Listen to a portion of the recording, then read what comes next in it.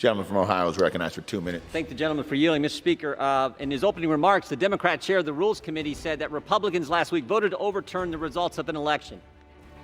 Guess who the first objector was on January 6, 2017? First objector, the Democrat chair of the Rules Committee. And guess which state he objected to? Alabama. The very first state called, Alabama.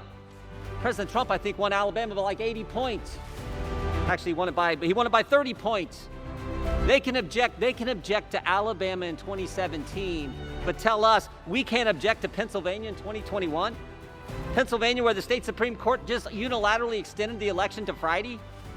Pennsylvania, where the Secretary of State unilaterally changed the rules, went around the legislature in unconstitutional fashion? Pennsylvania, where county clerks in some counties, and you can imagine which counties they were, let people fix their ballots against the law, cure their ballots, their mail-in ballots, direct violation of the law. And they tell us we tried to overturn the election. Guess who the second objector was in 2017? The individual managing the impeachment for the Democrats. Americans are tired of the double standard. They are so tired of it. Democrats object to more states in 2017 than Republicans did last week, but somehow we're wrong. Democrats can raise bail for rioters and looters this summer, but somehow when Republicans condemn all the violence this summer, the violence last week, somehow we're wrong. And Democrats can investigate the President of the United States, as Mr. Hoyer went through, try to impeach him, investigate him for 4 years, but will not look at an election that 80 million Americans, half the electorate, 80 million, Republicans and Democrats have their doubts about. I said this last night. I do not know where all this goes, and this is frightening for the country. We should defeat this rule, and we should defeat the impeachment resolution when it comes up. Gentleman's time's expired.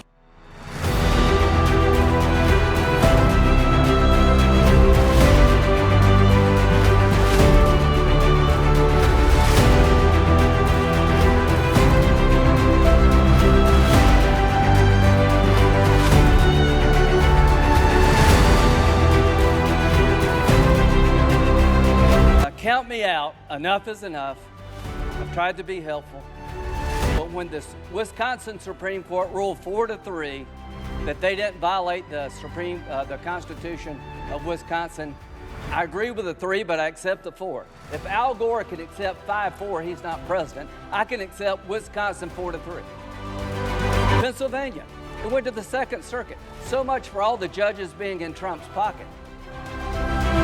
They said, no, you're wrong. I accept the Pennsylvania Second Circuit that Trump's lawsuit wasn't right.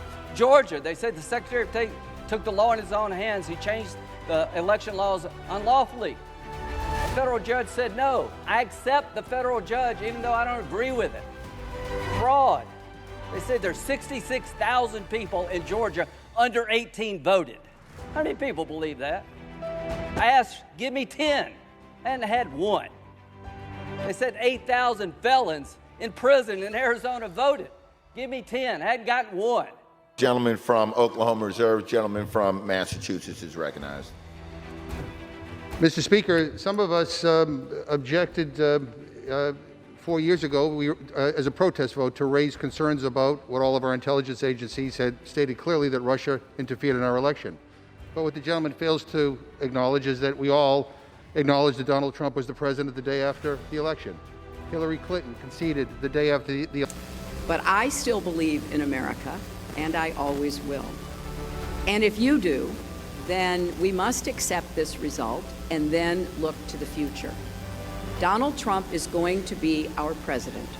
We owe him an open mind and the chance to lead.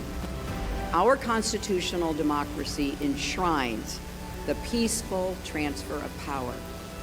And we don't just respect that, we cherish it. It also enshrines other things: the rule of law, the principle that we are all equal in rights and dignity, freedom of worship and expression. We respect and cherish these values too, and we must defend them. None of us push conspiracy theories. like some of my friends on the other side of the aisle have been doing, and this president, that somehow the president won in a landslide. Give me a break. You know, yesterday in the Rules Committee, I asked the gentleman from Ohio if he would just say 5 simple words. And if he was talking about healing. I said the 5 simple words that you could say that would help heal this nation are that the election was not stolen. That's it. 5 simple words. He refused. He said he never said the election was stolen. Well, the evidence shows otherwise. And let me quote from this Dana Milbank piece entitled, "5 Pesky Little Words Keep Stumping Jim Jordan." And Mr. Speaker, the bottom line is this. This Capitol was stormed. People died because of the big lies that were being told by this president and by too many people on the other side of the aisle. Enough. People should be outraged as to what happened. It was unforgivable, unconscionable. And coming up on this floor and talking about whataboutism and trying to make these false equivalencies, give me a break. The President of the United States instigated an attempted coup in this country. People died. Everybody should be outraged, whether you're a Democrat or Republican. If this is not an impeachable offense, I don't know what the hell is. This president is not fit to remain in office. With that, I yield 1 minute to the gentleman from Oregon, Mr. DeFazio. Gentleman from Oregon is recognized for 1 minute. I thank the gentleman. This was not a one-off. It was a long time coming. It was a part of a plan to perpetuate Trump in office. Trump's campaign strategy was the election, the only way we can lose is if it's stolen. If it's stolen, it's fake, it's stolen, repeated by many of his fellow travelers on that side more than 150 times by Trump over the summer. Then they litigated to disqualify voters. That didn't work. Then they litigated to throw out ballots. Well, that didn't work. Then they attempted to delay the count and flip state legislatures. Well, that didn't work. Last ditch, the president called down to Georgia and said, "Can't you find me more votes?" And then one last desperate plea: stop the January 6th certification. And the president talked about that on September 26th. He said, "You know, if it goes to Congress, there's 1 vote per state, and we have an advantage." So I think this was part of a plan to disrupt the Electoral College of the United States. Giuliani, trial by combat.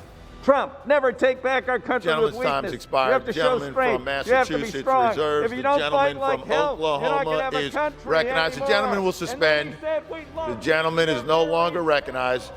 Gentleman from Oklahoma is recognized. Thank you.